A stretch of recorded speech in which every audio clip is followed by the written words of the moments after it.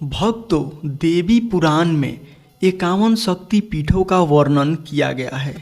आज हम जो कथा आप लोगों के बीच सुनाने जा रहे हैं, ये सुनने मात्र से ही आपके जीवन काफ़ी बदल सकता है। और आप इन 51 शक्ति पीठों में से जो हम 10 प्रमुख शक्ति पीठों की कहानी बताएंगे, उनमें से आपके क्षेत्र में जो भी नज़दीक हैं, वहाँ पे जाकर अगर आप दर्शन करते हैं तो आपकी ज़िंदगी काफ़ी बदल सकती है और आप एक ऐसे जीवन जीने लगेंगे जिसकी कल्पना आप आए दिन करते रहते हैं।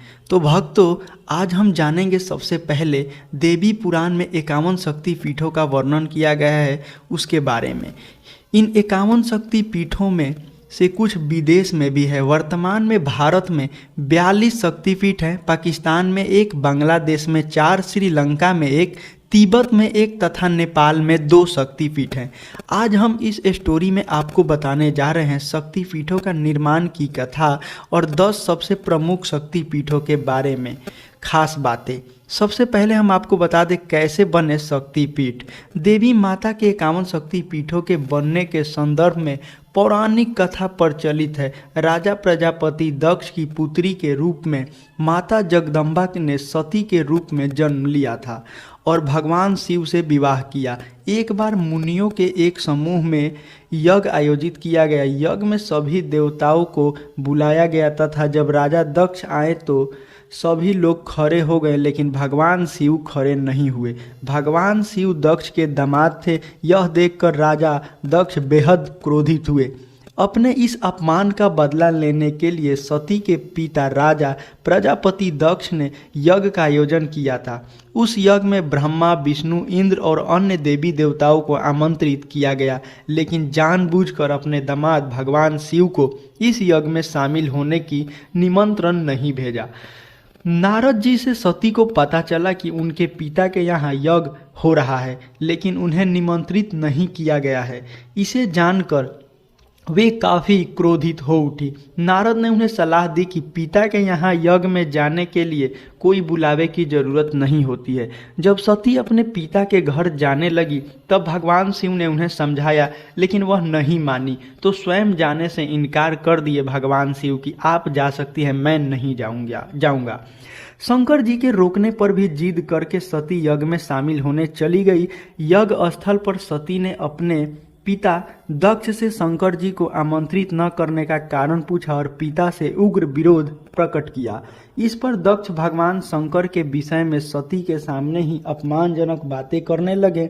इस अपमान को सती सहन नहीं कर पाई, क्योंकि इतने सारे देवी देवताओं और बहुत सारे लोग वहां पे एकत्रित थे, जहां पे वो अपमान नहीं सह पाई। सती ने यज्ञ कुंड में कूदकर अपनी प्राणहुति दे दी। भगवान शंकर को जब पता चला तो क्रोध से उनका तीसरा नेत्र खुल गया। सर्वत्र प्रलय और हाहाकार मच गया। भगवान शंकर के आदेश पर वीरभद्र ने दक्ष का सिर काट दिया और अन्य देवताओं को शिव निंदा सुनने की भी सजा दी। भगवान शिव ने यज्ञ कुंड से सती के पार्थिव शरीर का निकाल कंधे पर उठा लिया और दुखी होकर संपूर्ण भूमंडल में भ्रमण करने लगे।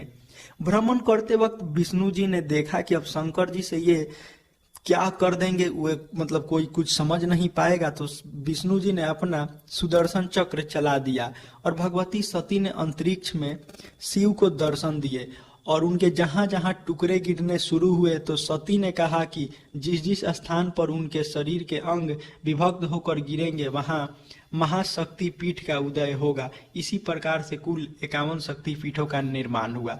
इन 51 शक्ति पीठों में 10 सबसे प्रमुख माने जाते हैं। किरीट शक्तिपीठ, जी हाँ दोस्तों, किरीट शक्तिपीठ पश्चिम बंगाल के हुगली नदी के तट पर लालबाग कोट पर स्थित है।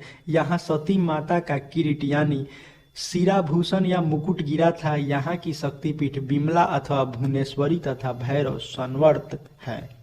दूसरा है कात्यायनी शक्तिपीठ, वृंदावन मथुरा के भूतेश्वर में स्थित कात्यायनी वृंदावन शक्तिपीठ, जहाँ शक्ति के केसापार गिरे थे। यहाँ दोस्तों सती के केसापार गिरे थे। यहाँ की शक्ति देवी कात्यायनी है तथा भैरव भूतेश हैं।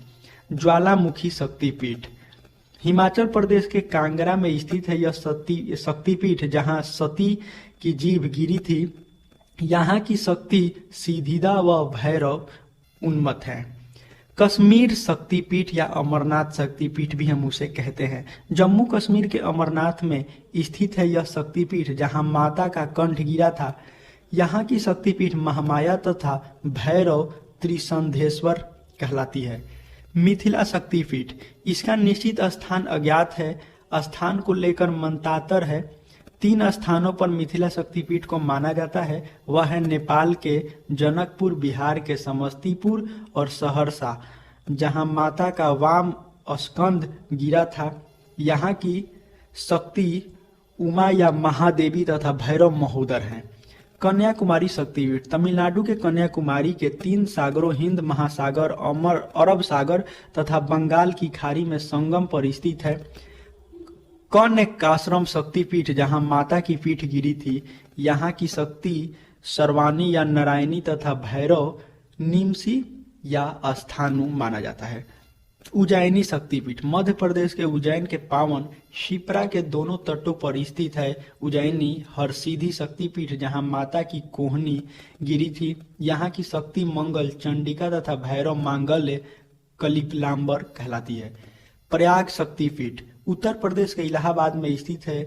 यहाँ माता की हाथ की अंगुलियां गिरी थी, लेकिन स्थानों को लेकर मतभेद है। इसके अक्षेत्र मीरापुर और अलोपी स्थानों पर गिरा माना जाता है। तीनों शक्तिपीठ की शक्ति ललिता है तथा भैरव भव है।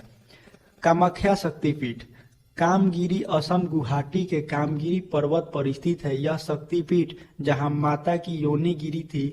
यहाँ की शक्ति कामाख्या तथा भैरव उमानंद है।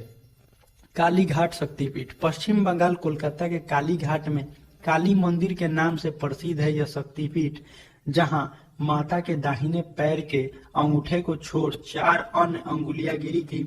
यहाँ की शक्ति कालिका तथा भैरव नकुलेश कहलाती है। यही 10 शक्तिपीठ है जिसके बारे में हम आज वर्णन किए हैं भक्तों। अगर इन 10 शक्तिपीठों में से आप किसी एक पर भी जाकर दर्शन करते हैं तो काफी ज्यादा नवरात्रि में आपके बदलाव देखने को मिल सकते हैं। आपके बिगड़े काम बनने के काफी ज्यादा संभावनाएं रहते हैं अगर आप सच्चे मन से जाते हैं तो एक बार प्रेम से बोलो जय माता दी।